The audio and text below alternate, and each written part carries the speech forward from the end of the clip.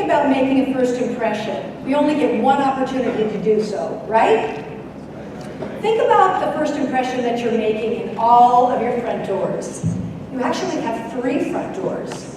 What are those 3 front doors? Well, the front door is your first one. The physical front door where your guests, friends enter your building. You have one opportunity to make a first impression in your physical front door. The second front door, giving you the same valuable experience, the same valuable first impressions. When they enter that door, how are they feeling? What are they experiencing? What are they perceiving when they enter that second front door, which is your telephone? You have one opportunity to make your best first impression when your friends and guests enter your front door of the telephone. Well, I told you that there are 3 front doors. What would be that third front door? You probably already guessed it, and that would be your website. What are they seeing when they look at your website? Are they seeing evidence that you care, that you understand, that you can provide all the details that they have need of? Your website, are you making your best first impression? Why do people call a funeral home? Well, obviously they call for information or sometimes directions, but generally the calls they're making is because someone is not returning. People call a funeral home because someone is dead, someone is going to be dead, or in the case of advanced planning, to be dead. We can't forget this. This is fundamental to why people call us at a funeral home. Yet, we're in the life business caring for families who experience a death. So how do we respond when families have a death? They call us. They tell us that they're a friend of yours. It's your friend. It's your relative. We treat them with great compassion and comfort and care, finding ways to provide comfort, provide help, give them some relief. Why is it that when a stranger calls, it's so different? I know that sounds like an indictment, but I can tell you, after years and hundreds of research calls to funeral homes and cemeteries, my experience is proof. Often, I'd call a funeral home, and doing research, I would indicate that someone has died. And I would be met with responses like, please hold on, or where is your loved one? Or even, okay, what is your name? Think about that first impression. Our part is to contribute to a meaningful experience, to provide comfort for those remembering. So how do we answer the phone? When someone calls and they tell us that they want to plan a ceremony, think about how we might reframe the care we're going to provide a family. After all the events, after all the experience that the family has had, remembering their loved one, all the details that you took care of, they are so appreciative. They thank you. They're full of gratitude. Think about how we can take that information and reframe when we answer the phone. All of a sudden now, we're so appreciative that we are a friend. They ask us to the luncheon. In another month, if they have another loved one die, or they want to make advanced plans for themselves, when they call us, our response is going to be so much different, so much richer than it was the first time. They know that we are the single business that can care for their need. In that, we should respond to them with compassion, being a personal, friend-like experience. They are like a friend, and we need, in our understanding, to provide that compassionate expression. That understanding is evident in our compassionate expression.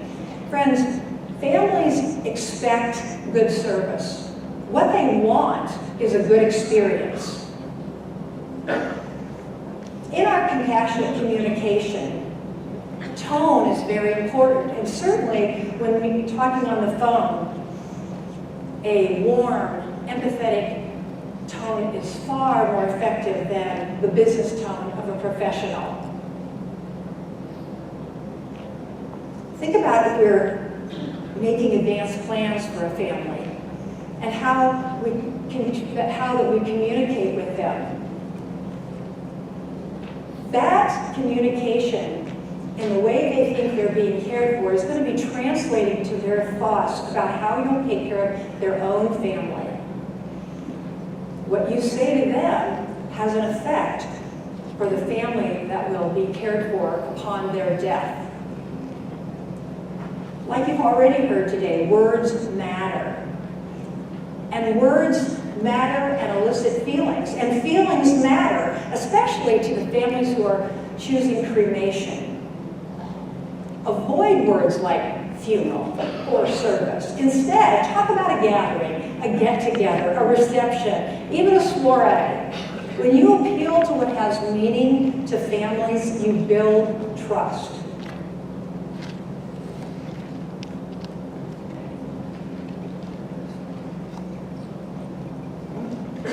That's the phone ringing. It's on silent. Oh, there we go. So what do we do when the phone rings?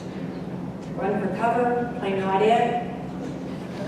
When we're thinking about that phone and that caller, we're going to be thinking about, that's going to be my next friend. Because I know how I care for a family, I know that that is a caller that has a need that I can take care of. So when the phone rings, how am I going to answer that? Well, the first thing I'm going to do is take a deep breath. This helps to calm and clear and steady us. Next, I want to focus. And I want to focus on the caller as a friend who's experiencing a great personal loss.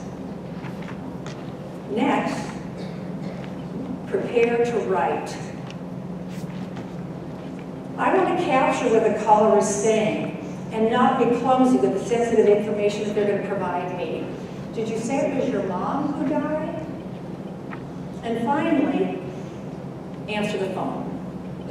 Family First Funeral Home, this is Melanie. When we answer, we want to make it very clear. They've got the business they were calling, and they have now a name. They have a personal connection to continue this personal experience that they're going to be having. Instead of saying, how may I help you, or how may I direct your call, that's clutter. Make it very clear, business and your name. The next one to speak will be the caller, and you will know how you can direct their call. In the event that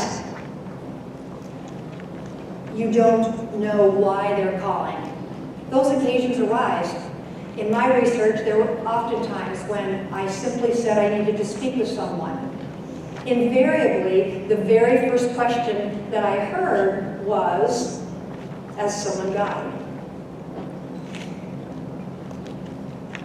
My recommendation is, instead of asking if someone has died, provide options over questions.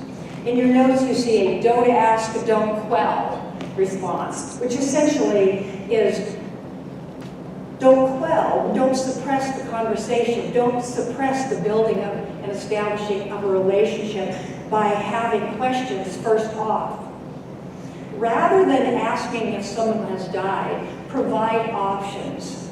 A way of doing that is when that call comes in and I'm uncertain of what their need is, I simply say, we can certainly help you.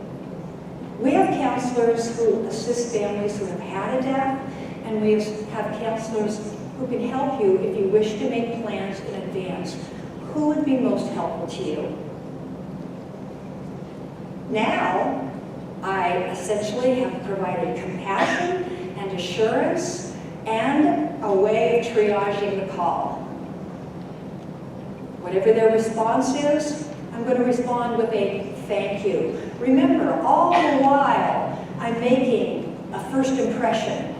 I'm building relationship.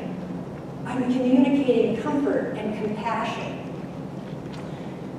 If they indicate that they have had a death based on your providing options, offer your condolences, provide your sympathy. Hundreds of calls when I would say that someone has died. It was seldom that I get the response of sympathy or condolences. We're building a relationship. We have a friend. Isn't that how we would respond like a friend? In continuing the conversation with the caller, I want to ask if I can give their name to a counselor that can assist them. Yes, may I have your name? May I give the counselor your name? Thank you. In the event that we should lose signal, may I also have your number? If you know who the counselor is that is going to be assisting them, give a name and provide assurance of exceptional care. I'm going to be connecting you with Jan Smith. She's wonderful with families, and I know she'll be very helpful. Then ask, may I place you on hold? Wait for the answer. Thank you.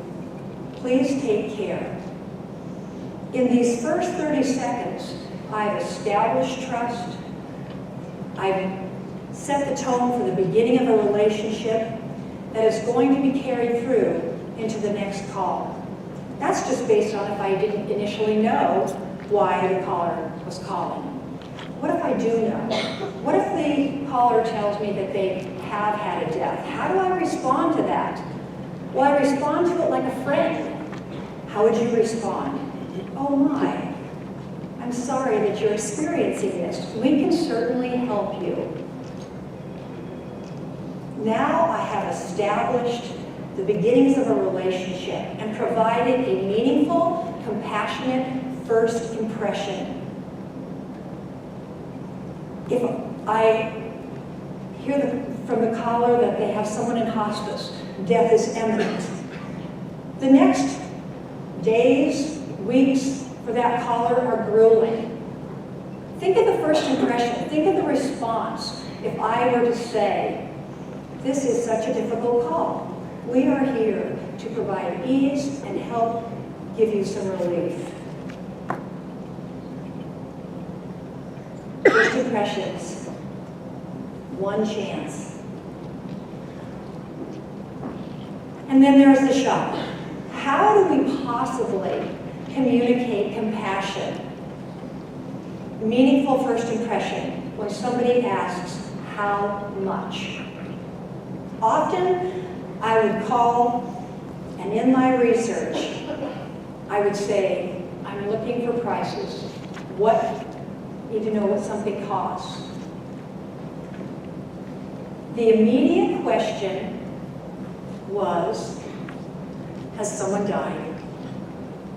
And now I'll ask you, does that change the price? No, right? Of course not. But that's our dilemma. How do we respond with compassion when a family asks, what does it cost to be cremated? Ready? We can certainly help you. If you're calling about someone who has died or is close to death, I'm very sorry. This is a difficult call. Pause.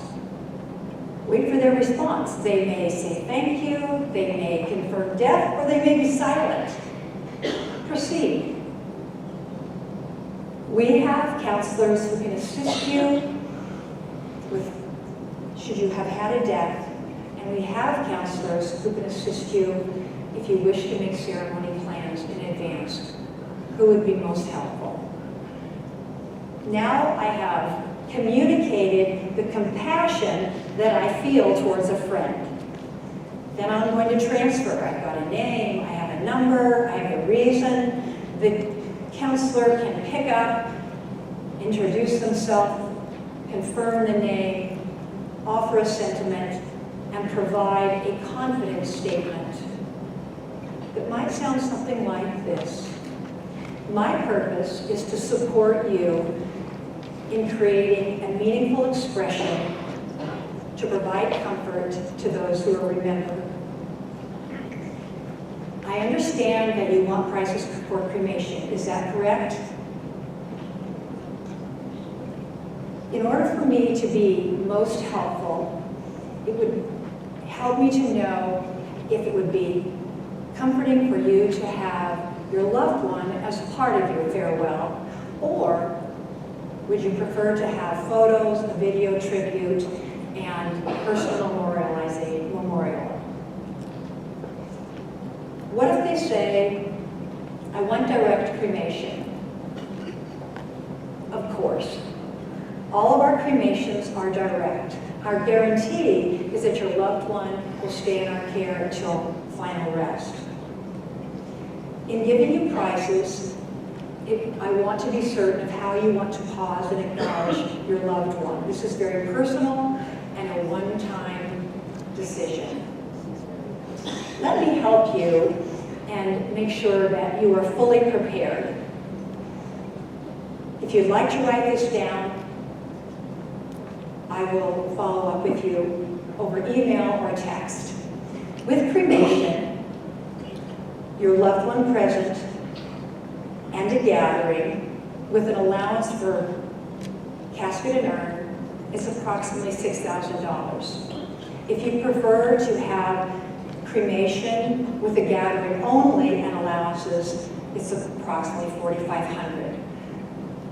If you wish to have a private pause to acknowledge your loved one and cremation, it's around $3,500. I would be very pleased to meet with you, answer your questions, and assist you in creating an experience that would be simple and meaningful. Would that be helpful? One opportunity to make a first impression. And you may be thinking that's a lot of words. A color may hang up, it's too much. But I would challenge you, how many times have you offered that kind of compassionate first impression when your callers come through that second front door of your telephone? I would recommend you even consider buying a track phone and making some research calls to your own business. Let's think outside the casket. I can say with certainty, if you provide these kinds of compassionate first impressions, that your caller's last call will be your first call.